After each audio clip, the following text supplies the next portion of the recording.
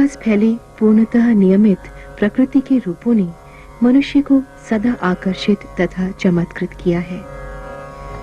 दूर दूर तक फैले आकाश में झिलमिलाते तारों को मनुष्य जिस पल देखता है, उसकी सोच, उसकी दृष्टि उसको रोजमर्रा की जटिल क्रियाओं से दूर ले जाती है। उसे लगता है कि कहीं एक संपूर्ण नया संसार उसकी प्रतीक्षा कर रहा है। सितारे उसे बुलाते हैं, उसकी जिज्ञासाओं को जगाते हैं। वह सोचता है कि हम कौन हैं, हमारे जीवन का उद्देश्य क्या है, हम किस स्थिति में हैं और हम क्या हो सकते थे। मानव रचना सृष्टि के विकास क्रम में उच्चतम सोपान है। विकास की प्रक्रिया में मानव चंद्रमा व मंगल तक पहुंच गया है, अर्थात उसने बौद्धिक और भौतिक विकास की ऊंचाइयों को तो प्राप्त किया है, परंतु उसकी मानसिक और आत्मिक चेतना कहीं पीछे छूट गई है।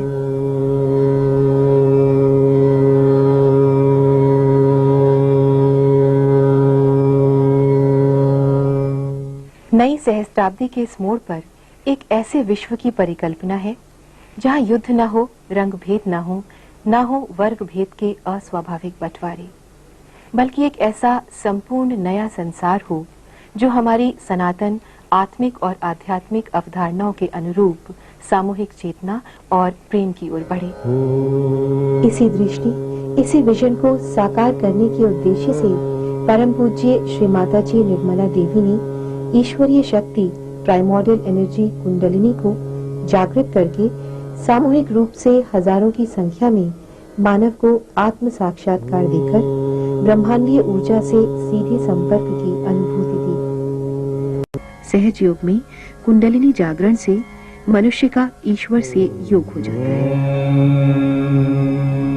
ईश्वर की प्रेम और करुणा की शक्ति हमारी आत्मा के द्वारा संपूर्ण मानवता में फैलने लगती है और संपूर्ण सृष्टि, धरती, आकाश आनंद, प्रेम और शांति से प्लावित हो जाते हैं।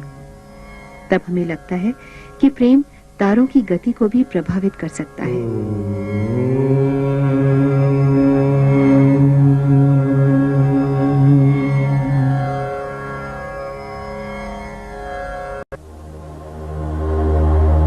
सृष्टा से हमारी एकाकारिता कराती है कुंडलिनी। कुंडलिनी परमात्मा की ही शक्ति है, संपूर्ण शक्ति, जो मनुष्य की रीढ़ की हड्डी के नीचे के तिकोने हिस्से सैक्रम बोन में 3.5 कुंडलों में विद्यमान रहती है।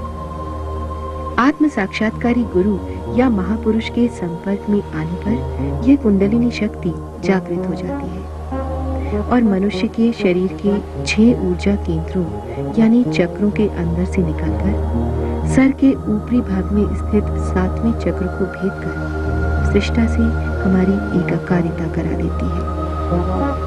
यह एक सहज घटना है, एक जीवंत क्रिया है, मानव के आध्यात्मिक विकास की अंतिम अवस्था है, महायोग है, सहज योग। स्पाइनल कॉर्ड में स्थित ईश्वरीय शक्ति के 6 ऊर्जा केंद्र या चक्र मनुष्य के संपूर्ण स्नायु मंडल से संबंधित हैं। इन 6 ऊर्जा केंद्रों का नियंत्रण हमारे मस्तिष्क में स्थित 6 ऊर्जा केंद्र या चक्रों द्वारा होता है। इसलिए ध्यान की प्रक्रिया द्वारा जब कुंडलिनी ऊपर उठती है तो मस्तिष्क के शीर्ष भाग, जिसको मेडिकल साइंस में लिम्बिक एरिया कहते हैं, और योग में ब्रह्मरंध्र को भेदती है और उसके परे स्थित सर्वव्याप्त शक्ति के संपर्क में आती है।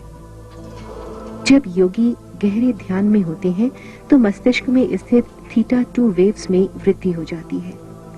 ये वृद्धि लिम्बिक एरिया की सक्रियता के कारण होती है। इसके अलावा मस्तिष्क के अलग अलग केंद्रों में स्थित विभिन्न मस्तिष्क तरंगों की क्रिया में भी वृद्धि और परिवर्तन देखा गया है। इस प्रकार आत्मशक्ति हमारे मस्तिष्क और नर्वस सिस्टम के माध्यम से स्वतः कार्यान्वित होने लगती है और संपूर्ण शरीर और मन दोनों ही रोग मुक्त हो जाते हैं। इस ब्लॉसम टाइम में खिले फूलों को फल बनाने के लिए ईश्वर ने अपने प्रेम की शीतल हवा प्रवाहित की।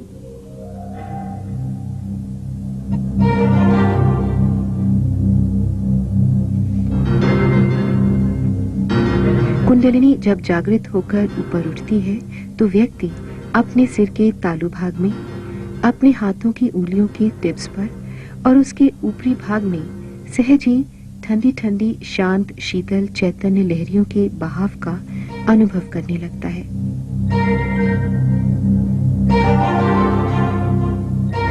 इन्हीं शीतल हवा की लहरियों को श्री जीसस क्राइस्ट ने कूल ब्रीज कहा, इस्लाम में रूह कहा और आदि शंकराचार्य ने सौंदर्य लहरी या चैतन्य लहरी कहा। परमात्मा के प्रेम की सर्वव्याप्त शक्ति द्वारा ही यह शीतल हवा प्रकट की गई है, जिसे हम ग्रॉस सेंसेस पर अनुभव करने लगते हैं।